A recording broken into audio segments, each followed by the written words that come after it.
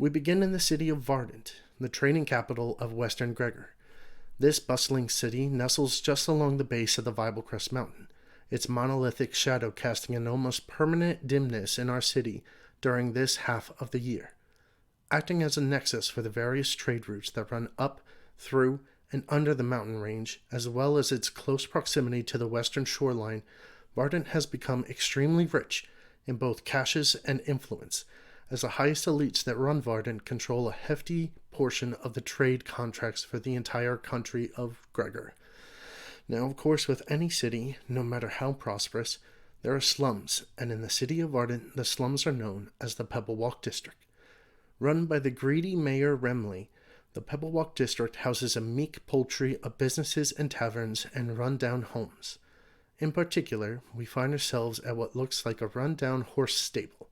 The swinging sign hung outside the door reads, "The Laughing Stock Inn."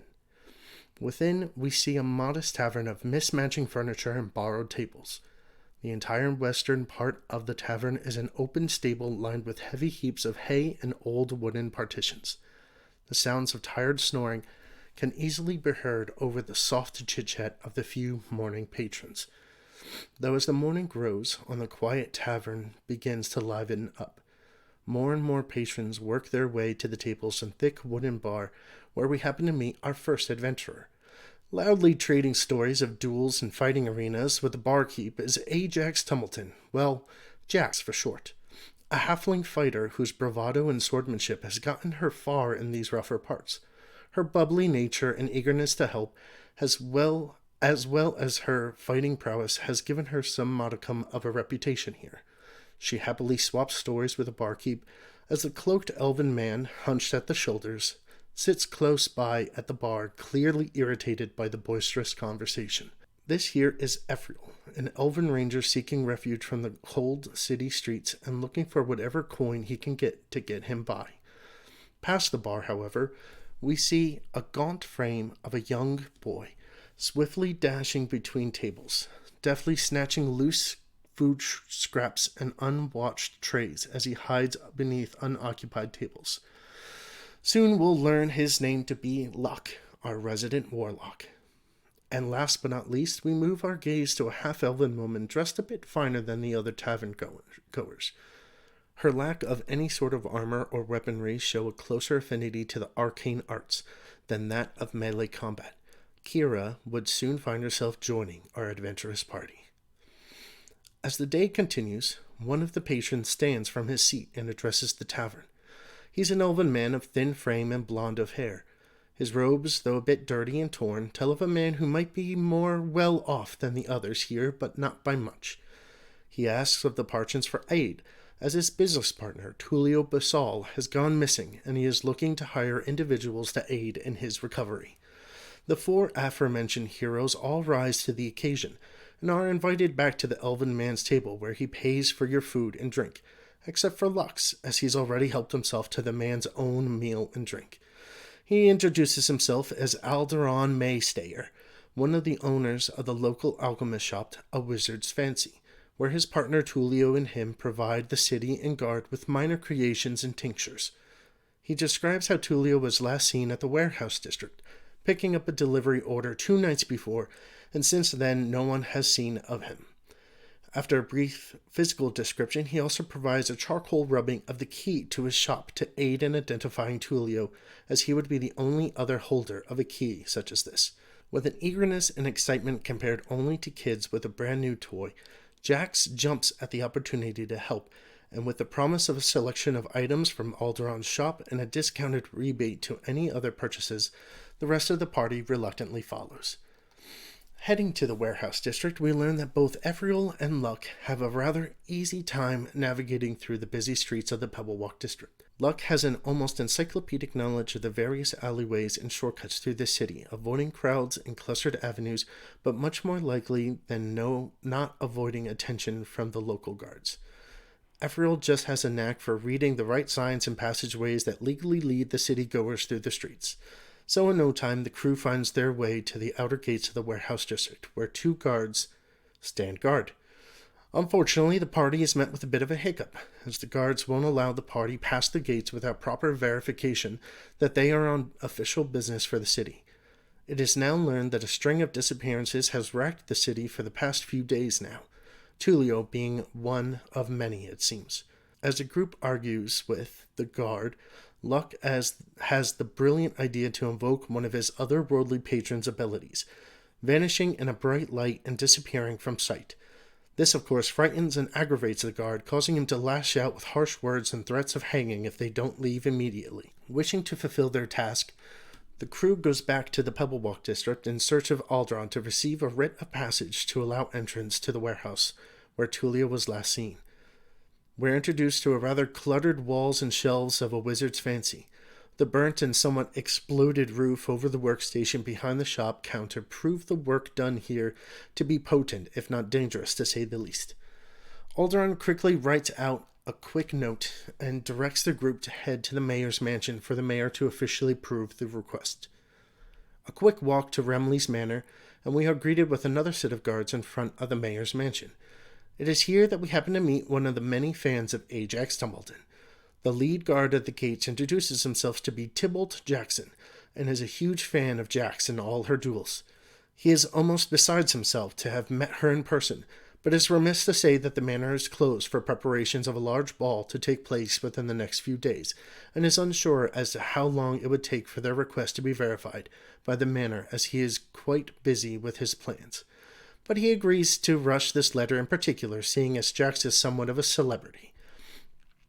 As the crew departs, however, Tybalt pulls Jax aside to ask if at all possible, she could score him a set of tickets for her next duel for him and his daughter.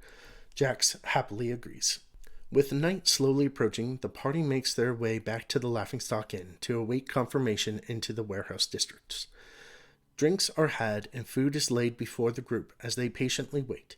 It's only a few hours later that a courier from the manor is seen entering the tavern and handing a letter to Galvin. With a quick read, Galvin calls out for Jax as the letter is addressed to her and her party. Seems like Tybalt pulled through and got the letter to the mayor quite quickly. Another trip to the warehouse district, where you are met again by the same two guards as before. With proper authority now given and an order for preferential treatment to be given to the party, the guards permit the group entrance. Upon entering, you are met with a massive area of cleared-out city land devoted to a series of large warehouses under heavy guard. You're instructed to meet with the district ward at the guard houses nearer the end of the storage houses. Here we meet Warden Tormin Half-Hearted, a stout, heavily built dwarf with dark brown hair and beard decorated with many silver rings and woven braids of hair. He provides you with a ring of keys to explore the warehouses at your leisure, yet assures you that you all will be searched to avoid any thievery before being permitted out. With this, you begin your search. Whilst inspecting the Armory Warehouse, Luck breaks away from Jax, the two of which were drooling over rapiers, to notice a series of scratches and gashes at the earth behind one of the storage units. Upon telling the other party members, they convene upon what was once the alehouse and brewer's storage. As they enter, they are met with an empty room, as the mayor had commandeered all the stored libations for his party. Yet still, two silhouettes are seen at the far end of the room. Two humanoid figures stand wearily in the corner, slightly swaying back and forth.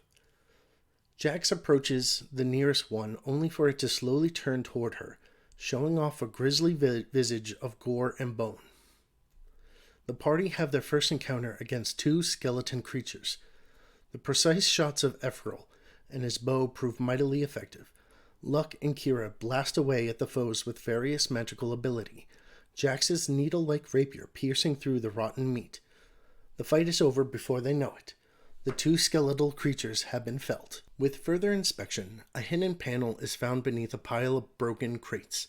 The crew, still a bit shook from their fight, forget rather hilariously that they had found a crowbar within the rest of the debris of this room, as they all try and struggle to lift the hidden panel away from its frame, yet through sheer perseverance they manage.